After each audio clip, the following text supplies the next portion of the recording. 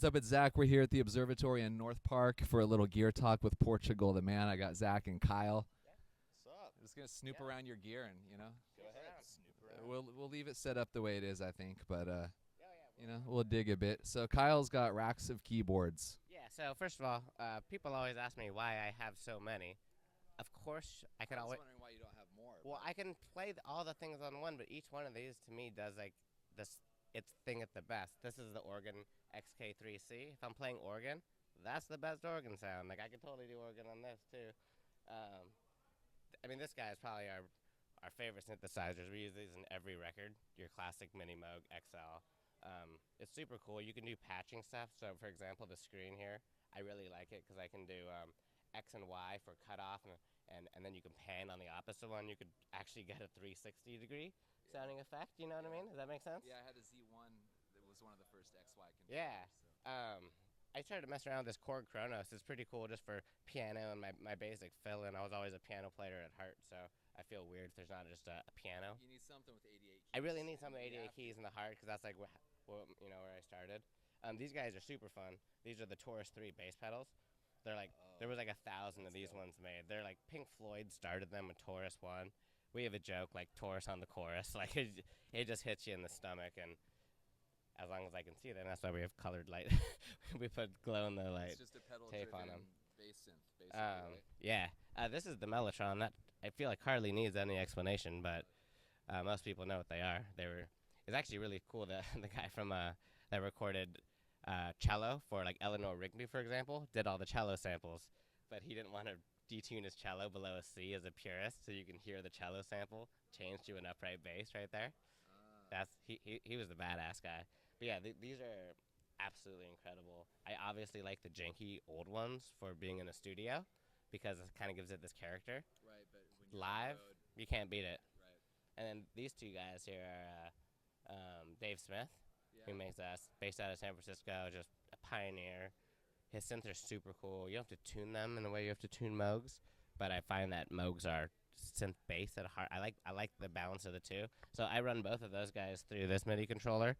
I run this one mono, and then I run this one stereo. So I can say I want to dial in most of the noise on this patch, and then I could do like an ambient stereo background noise. So combining the two, you can get some like really unique depths. So like I could just like sample all of them onto a keyboard these days. It's 2017.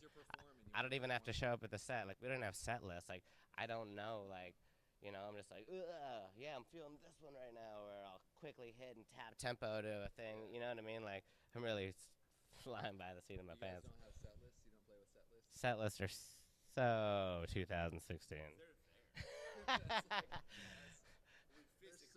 so 3 months ago, dude. Yeah. That's my setup in a nutshell of how I'd explain it in 3 minutes. But I kind of want to take it home for the week, but I don't think I will. You guys got to play. yeah, you see everybody else has cool shit too. John's art on his amps is dope. Let's take a walk around here, see what Zach's got going. Dude, you played that K. We got a light. I think I got a light. Yeah, exactly.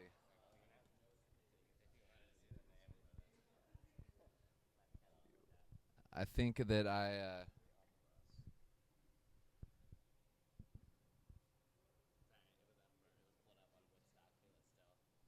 Nice. Okay, so Zach had this really cool old K bass they played at the X session today, but it's not here. But there's some. Probably around. You don't play it live really anyway, though, right? I do for a couple songs, and sometimes it's always difficult because we don't like the time in between songs. We like to just go. We don't talk. We don't pause.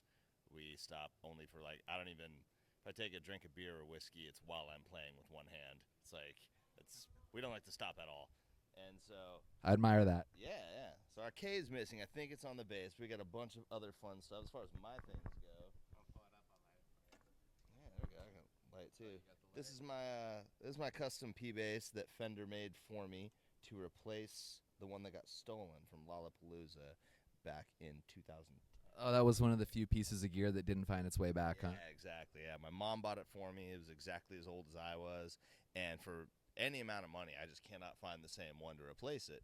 And so Fender made me one and made me, a new version. So they basically put all the best things about a P bass and a Jaguar and a jazz bass all in one, and this thing is amazing. Are they flat wound strings or hybrids or something, or Yeah, just? I roll flat wounds. I like that Motown thump, and that's what the K is really good for as well. Exactly. Let me rephrase. And then He doesn't like hurting his fingers. my fingers are 70. They used to be, you know. Yeah, I'm an Alaskan man, but I got extremely soft hands. Being real though, after playing flat wounds for a couple years, I went back to round wounds for a couple of sets, and I was like, oh my god, it's just like it thrashes my fingers, and I'm like, that's crazy. And they're super noisy. Oh yeah, they're way noisy, which is fun for for fuzzes and stuff like that and overdrives. I like it a little bit more, but These are John's favorite ones recently. Yeah, so we're breaking into to John's stash here. yeah, it is pretty fun. This one doesn't say as much funny stuff. Well, I like Brain Dead where you plug in. Yeah, pretty good. It's all custom artwork. Oh, for sure. We got right now his older ones. We got the old Guild here. Oh yeah, Some, he has a '63 Jazzmaster that he really loves. Yeah, Fender's fixing that up for us right now. This is Eric's guitar. We don't know exactly what it is, but he made it himself pretty much. It's like a beastie Franken Jaguar. Yeah, pretty much. Yeah, it's a Franken Jag. Franken Jag. Yeah. And so yeah, that's pretty much it. Then a bunch of randoms, acoustics. We got a lot of the good stuff. I think we threw on the bus. A lot of the old stuff, the old K that we had before, and also we've got a 1930s Gibson L30. That's our favorite guitar. Did you guys have some parlor guitars earlier kicking around? Yeah, we got some of these little new Fender Parlor guitars. They're pretty fun and just kind of travel well. I think we wrote most of the last 2 records on Gibson. Yeah, totally. Yeah. Exclusively. They're like our songs for writing. Yeah, pretty much. So let's come around the way here and check out this amp. See what you guys are. What are you playing through for your bass rig? I've got a super bass one right now, 810.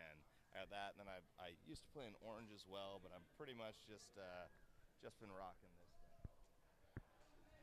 All right, check it out. New Fender Twin. They used to play a 64 reverb forever, and for some reason lately decided they wanted to leave that at home and not get it messed up. Are you good? Are we in your way, dude? No. Okay, cool. This is not their shitty totem. Yeah. What?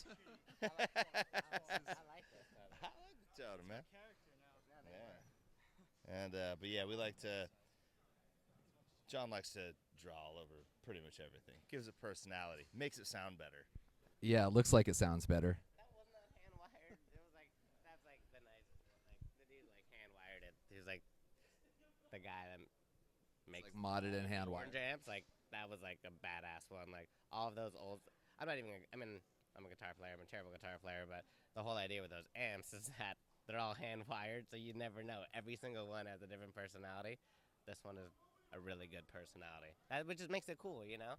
Even the same models, like depending who wired it. Yeah, for sure. This one is Oh yeah. Dude, your keyboard rig is looking killer from here. now very poorly wired. Call myself the mayor of spaghetti town. There's like cables everywhere. You should see our warehouse with like just around Kyle's section, just cables everywhere and spilled beer. Is this you over here? All right, let's take a look at this bass stack. Drum kit is apparently secret tonight. Right, the drums are covered, top secret. So this is my dude. Fender just like really started killing it with their bass amps lately. I mean, they always have, but they just really did a number with these new super bassmans. I just love them to death. Brand new cab. All this stuff is very new, which is why it doesn't look like John's amps yet. I've just got all this stuff. It's kind of my first tour with these things. Yeah, brand spanking new. They've only had a couple shows. This is what my old ones will look like, you know. Come around here. Get a light on this guy. And these ones have been around for a little longer. Clearly. This is the werewolf amp. And that's an orange in there, right? Yeah. So were you primarily playing oranges? And then I was orange, and then I kind of original bassman. yeah, and then I mixed both, and eventually that's what I in a perfect world, that's what I want. Is I want one stack, one orange stack, one Fender stack. That's we like a lot of stuff, but You run them together. yeah, Okay.